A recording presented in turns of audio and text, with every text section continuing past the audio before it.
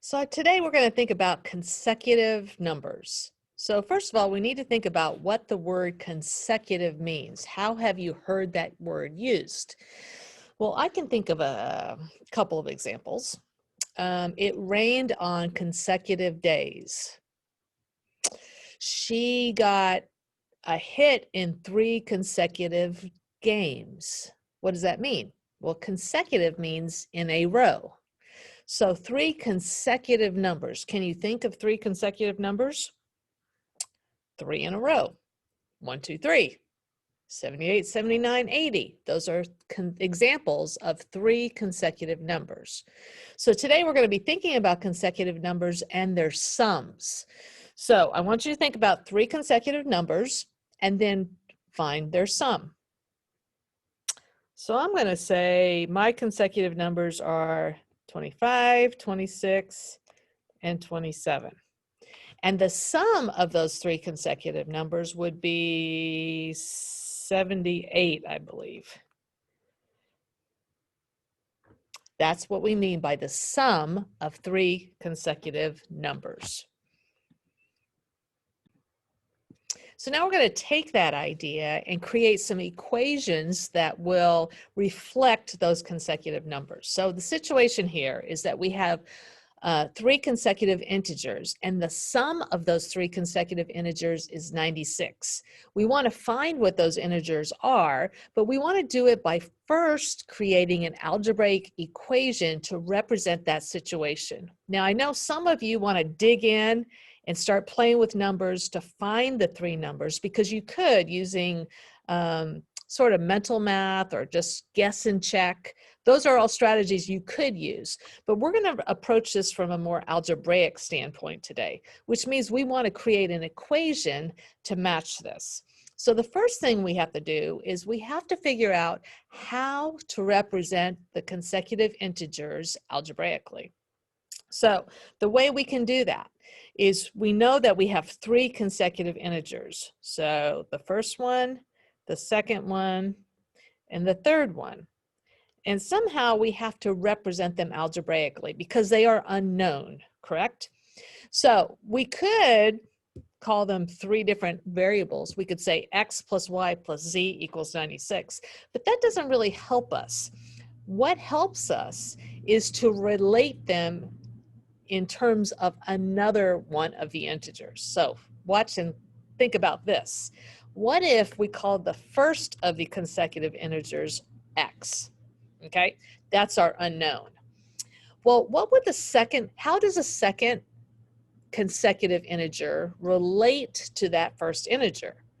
Well, think about the 3 integers you came up with a moment ago. Mine were 25, 26, and 27. How does the second of those integers relate to the first one? Well, in my case, 26 was 1 more than 25. So the second integer would be whatever the first one is plus 1. Does that make sense? My first integer was 25. My second one was 26. It's 1 more than the first one. Then what about the third one? Well, the third one was 27 in my case, which was 2 more than my first integer. So I could take whatever that first integer is and add 2 to it, and that would give me the third integer. So does that work for the 3 that you chose? Well, hopefully so. Okay, so that's how we're going to represent each of the 3 integers. Now, in this problem, it says the sum of them is 96.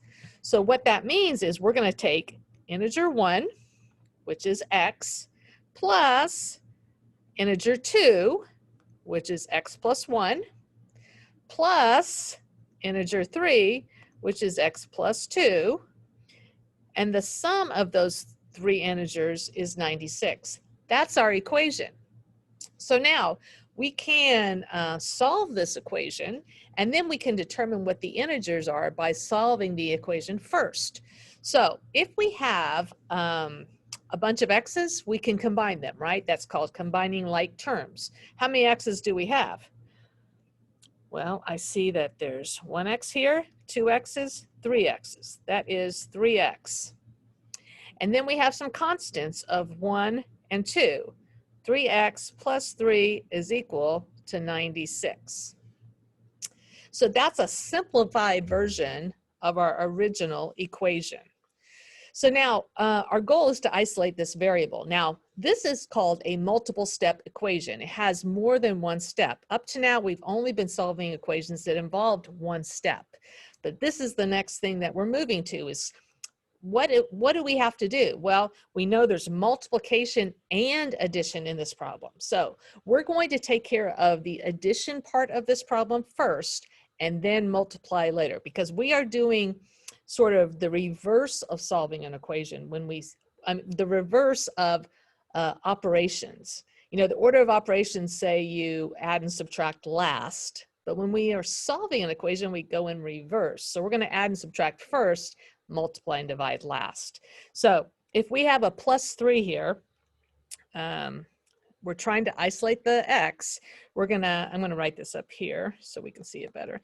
3x plus 3 is equal to 96.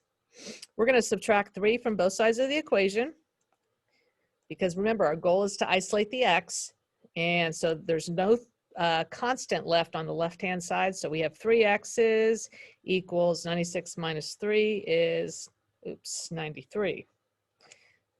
Try that again, 93. So now to isolate the x, right now there are 3 of them. We need 1 of them. So we're going to divide both sides by 3. So x is equal to 31.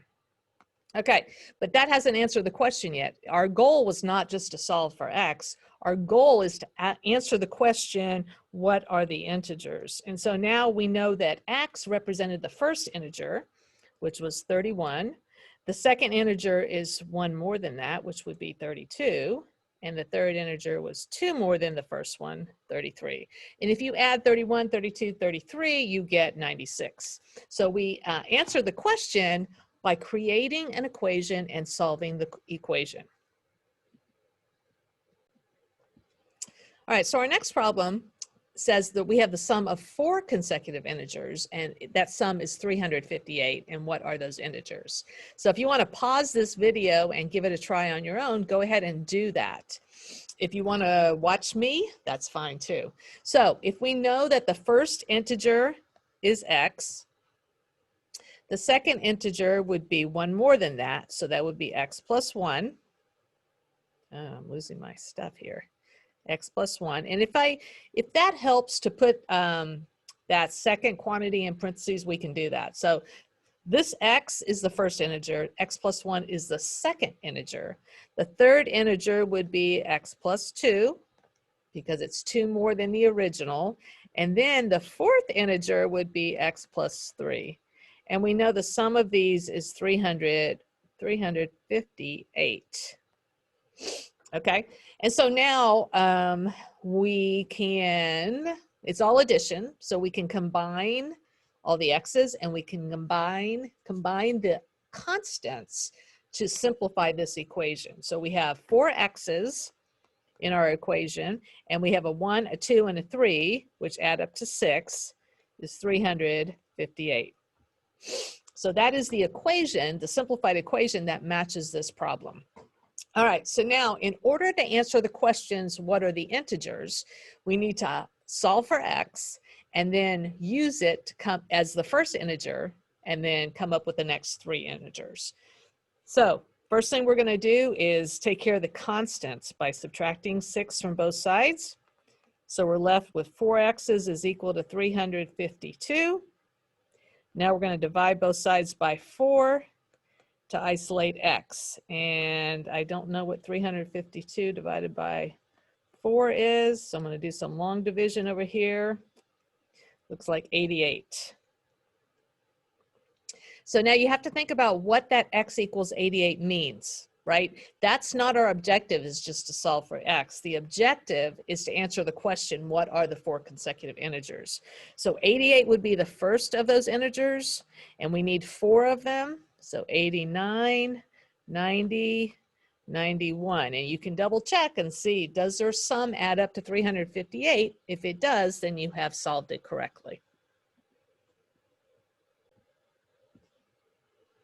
Okay, this one says the sum of there's a little typo there.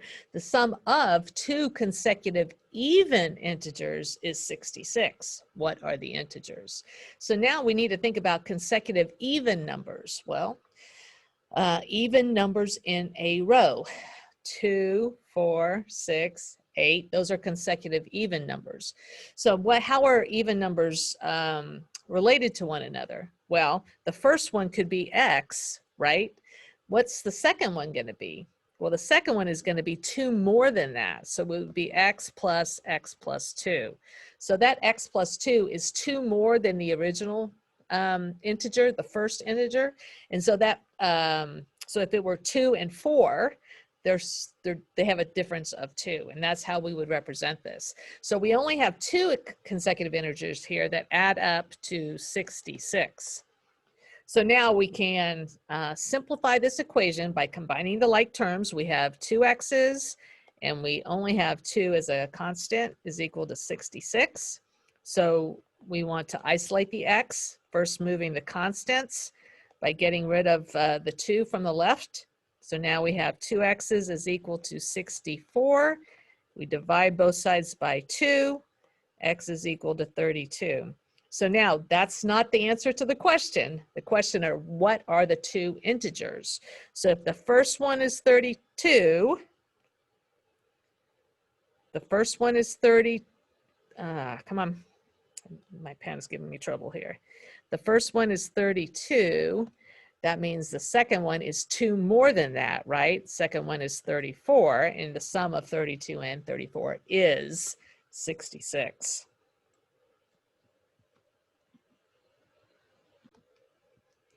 All right, here are 4 problems I would like you to try. They are consecutive number problems. This is not about just figuring out what the 4 numbers are or the 2 numbers or whatever it is. It is writing the equation to match the situation, isolating the variable, and then answering the question. So be very clear that I need to see that you've solved an equation before you answer the questions, okay? Be sure and upload your work to Google Classroom, and good luck.